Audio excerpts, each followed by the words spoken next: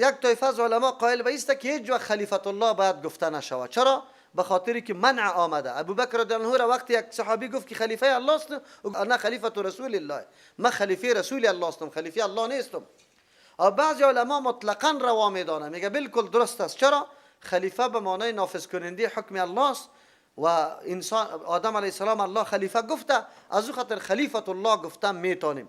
و بعضی علما تفصیل میکنه، میگه اگر خلیفه را به معنای نافذ کننده احکام الله بگیریم یا نایب برای انبیای سابقه بگیریم، جانشین برای کسای دیگه بگیریم، باز اطلاق خلیفه درست است. اگر نه که این معنا را نگیریم، نایب الله بگیم، الله نایب نداره، نعوذ بالله، این باز جایز نیست. راجح‌تر قول است که هر کلمه که موهم باشه، یعنی معنای صحیح هم داشته باشه، لیکن معنای غلط هم ارائه میکنه، مثل عبدالنبی واره، عبدالحسین واره، که اونجا اگر غلام حسین بگوی معنا صحیح است، اگر بنده حسین بگوی معنا چیست؟ غلط. اینطور کلمات استعمالش درست نیست، به خاطری که در وهم آدم معنای چی میه؟ معنای خطایش میه. از او خاطر خلیفت الله استعمال کردن به نام نایب الله گفتن خوب نیست. مطلقی خلیفه گفتن صحیح است، خلیفت الله گفتن بگوی صحیح نیست. او وقت صحیح است که قید قطش بمانه که این نافذ کننده حکم کی؟ الله. در اینجا الله داود علیه السلام انعام چی میده؟ میگه تو نافذ کننده حکم الله هستی در روی زمین. آیا یک شخصی را یکی نعوذ بالله اینقدر هوا پرست نعوذ بالله باشه، شهوت پرست باشه که اراده از این داشته باشه که جنرالی ورزیدیش بره از بین بره، زنیش این نکاح بکنه، از این که ظلم برجسته و بزرگ دیگه کدام است؟ که اگر آدم قماندان خوده که از دین دفاع میکنه، او را در کشت بده، در قتل بده و اهل و عیالش تو چشم بدوزی، با جای از اینکه احترام و اکرام از او را داشته باشی، تو بری او را نعوذ بالله دیگه چور کنی و غصب بکنی، از این که ظلم بزرگ دیگه هست. هیچ شده نمیتونه که الله اینطور ظالمه باز نعوذ بالله خلیفه در روی زمین مقرر کنه که احکام الله را نافذ بکنه. از امو خاطر دیروز گفته بودم که هر کسی که دلیل غلط میگه در قرآن و حدیث سری خودش او دلیل چی میشه؟ بگوی ثابت میشه. اینجا الله میگه داود علیه السلام ما خلیفه جور کردیم و برش گفته که فیصله به حق بکن. خیر پیغمبر الله امر میکنه فیصله به حق بکن، فیصله حق است که زن قماندان خود آدم با خود نکاح کنه و او را در جبهه روان کنه که قتل شود. این درست است؟ کلا قطعا نه. در بین فیصله الله میگه ولا تتبع الهوا، اشاره به این میکنه که در فیصله ها همیشه دخیل چی میشه؟ خواهشات. و خواهشات عام میباشه، گاهی از نفس میباشه، گاهی است که میل و محبت اولاد و خیش و قوم و تنظیم و گپا بری آدم پیش میشه، باز همون طرف نعوذ بالله طرفداری میکنی، به حق فیصله کردن نمیتونی. ولا تتبع الهوا، تابعداری نکن از خواهشات، فیضلک تو را خطا می سازه عن سبیل الله، از راه الله. ان الذين یقینا کسانی که یضلون عن سبیل الله خطا می شوند از راه الله تبارک و تعالی، راه الله را اعلام میکنه، لهم عذاب شدید، بری تر مردم عذاب سخت است، بما نسوا یوم الحساب، به سبب از که فراموش کردن روز محاسبه را. همیشه انسان که در گمراهی میره، در جنایات میره، به خاطری میره که عاقبت خود نمیاندیشه، آینده خدا فکر نمیکنه که کدام طرف روان هستم و چی حساب و کتاب ختم میشه. پس معلوم شد که اگر یقین انسان سر آخرت هر قدر پخته باشه، امو قدر تو از گناه مسئول هستی، محفوظ هستی، نمیکنی گناه را. چرا؟ به خاطری که میدانی که به الله تبارک و تعالی پیش شده نیستم. از امو خاطر است که پیغمبر علیه السلام و قرآن کریم امی آیت‌های اخیر، جزای اخیر مکمل در بخش احوال قیامت است که احوال قیامت الله بار بار بیان میکنه تا که بنده ها بدانند که بله امچو حالات در پیش ما آمده نیست، ما تیاری و آمادگی برش داشته باشیم. و ما خلقنا السماء والارض، پیدا نکردیم آسمان ها و زمین، و ما بینهما، آن چیزی که در بین آسمان و زمین است، باطلا بیهوده، این عبث که هیچ فایده نداشته باشه، بلکه یکی از فایده های بزرگش اینه میسته که الله تبارک و تعالی شناخته شود. از همون خاطر ما میشناسیم که الله همون ذاتی است که آسمان و زمین پیدا کرده، ایره استوار ساخته، ایره نظم داده، ایره محکم کرده، ایره تدبیریش کرده. این میتور ذات قابل پرستش است. این دلیل بالای وجود الله و بالای وحدانیت الله است. ذالک ظن الذین، باطل پیدا کردن بی فایده، عبث پیدا کردن آسمان ها و زمین و آن چیزی که در بین آسمان و زمین است. ظن الذین، گمانی کسانی است کفروا که کافر هستند، عقیده نداره به نظام الله. فویل للذین، هلاکت باشه، بربادی باشه برای کسانی که کفروا کافر شدن. از چه چیز بربادی باشه؟ من النار، از آتش. ام نجعل الذین آمنوا، الله علی فرق بیان میکنه در بین مؤمن و کافر. به او کسی که میفهمه که الله ای آسمان زمین برای چی پیدا کرده، کدام مقصد داره، همونطور بیفایده نیست. و در بین کسایی که دنیا را فقط بازیچه اطفال فکر میکنه. الله میگم نجعل، آیا ما میگردانم الذین، کسانی را آمنو که ایمان آوردن، ایمان قرآنی و عمل صالحات، عمل درست انجام میده، کل مفسدین فی الارض، به مثل کسانی که فساد در روی زمین میکنه. اینجا مراد از فساد کفر و شرک است، خلاف سنت عمل کردن است. یعنی کسایی که فساد میکنه، کفر و شرک دعوت میده، شایع میسازه، خلاف سنت نعوذ بالله عمل میکنه. ام نجعل المتقین، یا میگردانم متقین، کسایی که تقوادار است، کل عمر مکمل در تقوا تیر میکنه، یک ماموری الله را نمیگذاره و یک منهی الله را مرتکب نمیشه. کل فجار، به مثل کسایی که بدبخت هستند، بدکار هستند، تمام عمر پشتی بدبختی گشته رایستند، گناه گشته رایسته. الله میگه عقل امیر تسلیم میکنه که اردو با هم برابر باشه. کلا کلا کلا. در دنیا همین دو طایفه است. اگر نتایج پاداش در آخرت نمیداشت خود در بدری بود. اویی که فجار و فساق است در عیش و عشرت تیر کنه، اویی که متقین است لذات به چشم خود نمیبینه. چطور شده میتونه که اردو یکیش قدر عمر با تکلیف تیر کنه و دیگه در حالت عیش و عشرت و نتیجه نداشته باشه؟ عقل و وجدان هیچ کسی اجازه را نمیده، باید نتیجه داشته باشه. کتاب انزلناه الیک، این قرآن کریم کتاب معظم است، بزرگ است. انزلنا، که ما فرستادیم، این گپی عادی نیست. کتابی که از جانب ما آمده، الیک، به سوی تو فرستادیم پیغمبر علیه السلام. یک طرف صداقت قرآن بیان میکنه که کتاب کتابی است که الله نازل کرده، دیگه طرف صداقت نبوت پیغمبر است. چرا که الیک، به سوی تو نازل کردیم. چطور کتاب است؟ مبارکون، خیر کثیر در این هفته شده. برکت میگه خیری کثیره، هر چیزی که خیری زیاد داشته باشه او را مبارک میگه. دو برکت است، دو برکت است. زیتون مبارک گفته، درخت زیتون مبارک، بیت الله را مبارک گفته، قرآن مبارک گفته الله تبارک و تعالی. قرآن مبارک است. هر کس که رابطه به کتاب پیدا کنه، خیر کثیرش قطعا زیاد است. اوی به تجربه ها معلوم شده که خدمت قرآن بکن، الله برات عزت میده، برکت برات میرسه. اگر تلاوتش میکنی، تدریس و تعلیمش میکنی، عمل سرش میکنی، حفاظت و دفاع میکنی، حتما الله از این خیر کثیر تو را مستفید میسازه. خب برای چی آمده؟ برای کدام غرض؟ برای اسقاط آمده یا برای ختمه؟ لیدبروا آیاته، که خوب تدبر بکنن، فکر بکنن، نظر بکنن آیاتی، در آیات قرآن کریم. خب بیاندیشن که آیات قرآن چی مطالبه داره، چی پیام داره، چی مقصدی را ارائه میکنه، چی فایده برای ما داره، کدام است؟ تدبر شوه. قرآن برای ازی آمده که خب تدبر شوه. تدبر میگه پشتی سری خود باز سعی کردن که چیزی باقی نمانه. در آیات قرآن کریم که هر قدر تدبر میکنی، معانی از این قدر عمیق است که علایده از امو بحر بری خود دانه ها را کشیده رایستی. یک آیت قرآن چند مرتبه نظر بکو، چند فواید الله در ذهنت آورده رایست، چقدر نکات از او برآمده رایست. به هزارها مفسرین تیر شده، تفسیرها را که با هم ببینه، یکیش هو به هو سبک سابقه را پیش نرفته، حتما تفردات داره، برای خود چیسته نوآوری های داره، برش واضح شده. او هر قدر که عمیق در قرآن میاندیشی، همون قدر الله تبارک و تعالی عمیق برات چیسته نکته ها را داده رایسته. الله توفیق برات میده که تو معلومات کافی از قرآن برداشت کنی. ولیتذکر اولو الالباب، دیگه مقصد قرآن است لیتذکر، که نصیحت بپذیره، یعنی عملی کنه اولو الالباب، صاحبان عقل. قرآن برای ازیسته که نتیجه عمل شوه. قرآن برای ازی مطلق خواندن نآمده، اندیشیدنی که ذریعه برای عمل شوه. قرآن تلاوتش واسطه برای تدبر شوه، تدبر واسطه برای عمل شوه. آخر مقصد قرآن عمل کردن است. اگر قرآن عملی نشوه حق قرآن پوره نشده. خب بله این کار هر کس نمیتونه. کسانی که تدبر میکنه در قرآن و بعد از واقعا در زندگی خود عملی میکنه، الله تبارک و تعالی یاره اولو الالباب گفته، صاحبان عقل امی مردم است. لیکن امروز شما مردم چی میگه؟ دیوانه میگه. چقدر بیکار هستن میرن در ترجمه بیکارا. و وهبنا لداود سلیمان، الله میگه ما بخشش کردیم به داود علیه السلام، سلیمان علیه السلام، یعنی او را فرزند دادم. نعم العبد، بهترین بنده بود سلیمان علیه السلام. قدرت و کمالی که داشت سلیمان علیه السلام کلش از بندگی حاصل بود. بازم محتاج کی بوده؟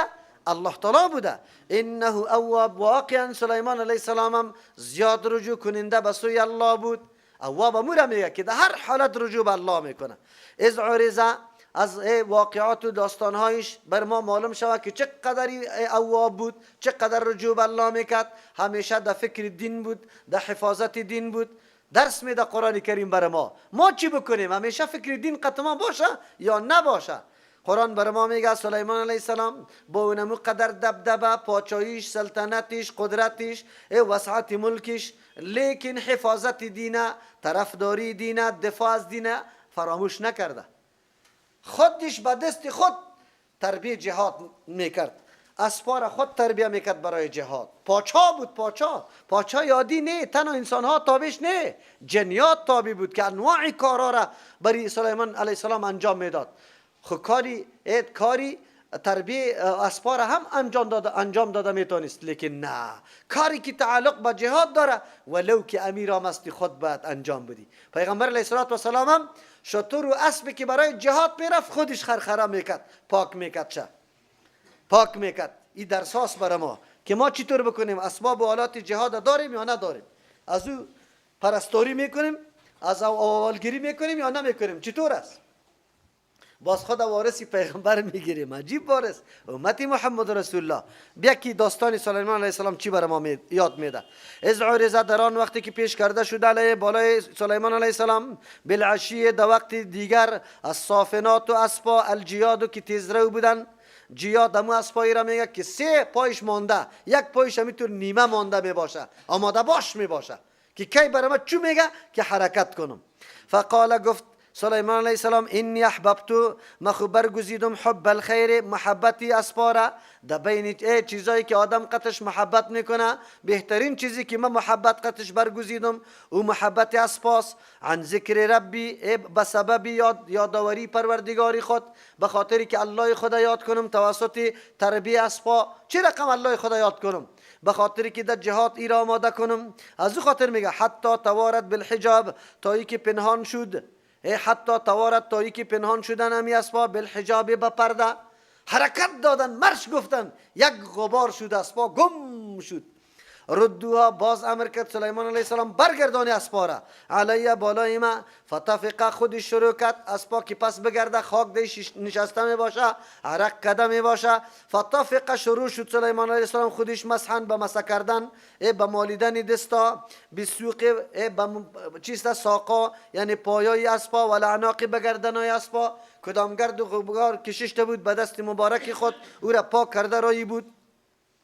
سلیمان علیه السلام محبت با اسبا داشت، برای جهاد تربیه کرده بود، او خود این کارا را پرستاریش میکرد. اینجا روایات دیگه خود ساخته هم است. مردم ها روایت میکنن نه، حتی از عرض علیه، در آن وقتی که پیش شد بالای سلیمان علیه السلام، بالعشیه در وقت دیگر، از صافنات الجیاد، اسبایی که خیلی تیزرو بودن. فقال، گفت انی احببت حب الخیر، من برگزیده محبتی اسبا را، عن ذکر ربی، که مرا فراموش کرده از یاد پروردگاری من، نماز دیگرم قضا شده. وی حتی توارد بالحجاب، تایی که پنهان شد آفتاب، بالحجاب در پرده غروب کرد. ردوها، 1 دفعه دعا کرد که باز بگردان، یا فتاب علیه، بل بالای ما، آفتاب. پس الله رد کرد تا که نماز دیگری خدا خواند. هیچ ضرورت نیست. این ترجمه از کجا پیدا میشه؟ چرا این گپا را میزنیم؟ نه، سلیمان علیه السلام مجاهد بود، مجاهد. اسپا را تربیه میکرد، دوست داشته، هر دیگر اسپا را طلب میکرد، خودش 1 دفعه ترلنگ سرش میکرد، میدوان، و بعد از او پس خودش به دست مبارک وار اسلام میکرد. اینی کار کرده. قرآن این داستان برای ما میگه که امتی پیغمبر علیه السلام شما خو امتی ملحمه است، در حدیث نمیه؟ پیغمبر علیه السلام نمیه امت جهاد است، تا روز قیامت این جهاد دوام داره. شب و روز ما و شما در مقابل است. امروز ما و شما در مقابله نیستیم. به هزارها مراکز دعوت به یهودیت و نصرانیت و بگوی نعوذ بالله مهدیگری و دعوت داده رو ایستند. به هزارها. کدام طرف مردم دعوت داده میشه؟ به فلسفه های نعوذ بالله غلط مردم دعوت داده میشه. ما و شما در مبارزه قرار داریم، در جهاد قرار داریم، مقابله قرار داریم. امت پیغمبر علیه السلام اینطور نگویه که ما بیغم شدیم. بیغمی نیست. اگر ما بگیم که بیغم شدیم این غلط گپ است. پیغمبر جدید نمیگه که لوای جهاد بالا کنه و ما قطش امرا شویم. هر روزی ما جهاد است، هر روزی ما مقابله است. دنیای کفر هزارها وسایل اختراع کرده و در خدمت خود گذاشته، تبلیغات خود کرده رئیس، رادیو، تلویزیون، نشرات، بگو اینترنت، دیگهش کیبل، موبایل، کلش دعوت به سوی اونمو داده رئیسته. لیکن ما آنقدر در خوابای غفلت رفتیم فکر میکنیم که بس دیگه هم یک نماز بخوانیم مسلمانی ما کامل میشه. لیکن خبر نداریم همشیری ما در کجاست، سیاسری ما در کجاست، خانم ما در کجاست، برادری مسلمانی ما در کجاست، چی میکنه، کدام زندگی را پیش میبره. این ما در قصیش نیستیم. هنوز برای خود ایله را جور میکنیم موسی به دین خود، عیسی به دین خود. نمیگیم که نه این دین مشترک است، این غیرت مشترک است، این محبت مشترک است، این نظام مشترک است. اگر یک جای کسی زیان میبینه، زیان تو دیده ای. پیغمبر علیه السلام نمیگه چیسته المسلمون که جسد واحد، مسلمان ها با مثل جسد واحد نیست.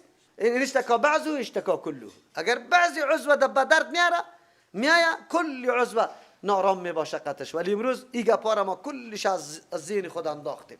مکمل امت مسلمه فکر میکنه که اگر هر بلا سری فلسطین بیا افغانی ها هیچ سر و کار نداره، سری چچن بیا افغانی ها هیچ مسئولیت نداره، سری کشمیر بیا افغانی ها مسئولیت نداره، اگر سری افغانستان بیا ممالک عربی و دیگرش هیچ کدام مسئولیت نداره. نه، به الله قسم الله سوال میکنه.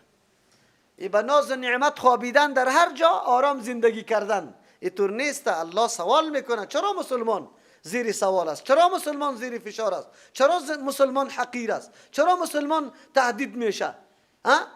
تروریست کیست و کی را تروریست معرفی کو؟ تروریست کیست؟ کسی که دفاع از حق خود نمیکنه، با کرورها میل مسافه مملکت خود اعلام میکنه، میره در مملکت های دیگه جنگ میکنه، نفت و معدنا را از خود میکنه. او باید شو سری مردم تعرض میکنه، نه آبرو نه عزت، هیچ چیز مسئول نیست. کسی که از خود دفاع میکنه او تروریست شده میتونه؟ از دین خود دفاع میکنه تروریست شده میتونه؟ تعجب در اینجاست. قرآن امیر میگه داستان سلیمان علیه السلام ما را یادآور میشه. الله در این قدر عملای سلیمان علیه السلام، در این قدر کردارای سلیمان علیه السلام کدام کردارش یاد میکنه؟ تربیه اسب میشه. به خاطر که تربیه اسب برای جهاد بود. پشت سر که نکاح کرده زنا را برای جهاد کرده. ایران برای ما ذکر میکنه جهاد آنقدر چیزی درست است. عزت مسلمان ها خود جهاد است. ذروت و سنام الاسلام کیست؟ و ذروت و سنامه الجهاد فی سبیل الله. کوهان بزرگ شتر، اما عضوی که خیلی نمایان در شتر است چی است؟ کوهانش است. بس کوهان اسلام که است اینمی جهاد است. تا که جهاد است اسلام خوب نمایان است، خوب عزت داره، بیرقش در هر جای نمایان است. که جهاد نبود باز دیگه اسلام گم و گل است. امروز گم و گل شده یا نه؟ از اسلام چی تعبیرات در غرب میشه، در تلویزیون ها میشه، چی نقشه های نعوذ بالله زشت، چی صورت های زشت از اسلام اونجا ارائه میشه که اسلام اینطور است. یک سیاست اینجا سرش ظلم میشه، یادتان باشد در مجله، در اخبار، در رادیو، در تلویزیون، تا که شیری و گپا را نکشه ماندنی نیست. و چرا اینطور کارا میکنه؟ ما اوتره میگه که اسلامی تو اینطور کارا کرده. او من خبر دارم که کسی این کارا کرده از اسلام بوی نمیدانه. نمیدانه بوی اسلام نمیدانه. خدا می مسلمان بد میکنه. نام اسلام این دنیای کفر اینی کارا را پیش گرفته، اونجا به مردم خودی را ارائه میکنه که کارای مسلمان است. اینی ظلم، زیادت، اینی خشونت، اینی بدبختی، اینی جنگ، اینی جدل، اینی ویرانی، اینی قتل، اینی کشتار، اینی گپاره. حالا که اسلام اوتور نیست. اسلام دین منظم است، از خود مکمل برنامه عملی داره و پیش کرده. یک دفعه پیش کرده در جهان. پیغمبر علیه السلام بود، امرای صحابه کرام زندگی بود که دنیا نظیرش ندیده بود. خب امروز ما اسلام اعلان کردیم، پشت دیگه چیزا میریم. اسلام چی را یاد داریم؟ ها؟ از مادر که تولد شدیم رفتیم فقط که گشتن یاد گرفتیم، در مسجد رفتیم، مولا صاحب 3 گپا برام یاد داده: بنده کیستی؟ خدا. امتی کیستی؟ بگی محمد مصطفی. دیگه ملت کیستی؟ هنوز 4م گپام غلط برام یاد داده: دوستار کیستی؟ بگی 4 یار با صفا. دوستاری کلی صحابه هستیم، کلی مسلمان هستیم، 1 4 یار هستیم. اینم غلط بر دیگه. اسلام نمیشناسیم که اسلام چی برنامه داره، چی گپ است. جهاد اینی طور است. الله یاد کرده سلیمان علیه السلام در این آیت ها هیچ غبار در ترجمه تفسیرش هیچ وجود نداره. نه ضرورت داریم که بگویم که الا آفتاب برگردانید و این کار کرد. نه نه نه نه، اینمی اسپار در تربیت آورده بود، حرکت داد شه، پس آمد اینی طور پرستاریش کرد. الله برای ما یاد کرد که سلیمان علیه السلام پیغمبر بود، ملکیت داشت، پاچا بود، خو لیکن آله جهاد به دست خود پرستاری میکرد که اسبا بود.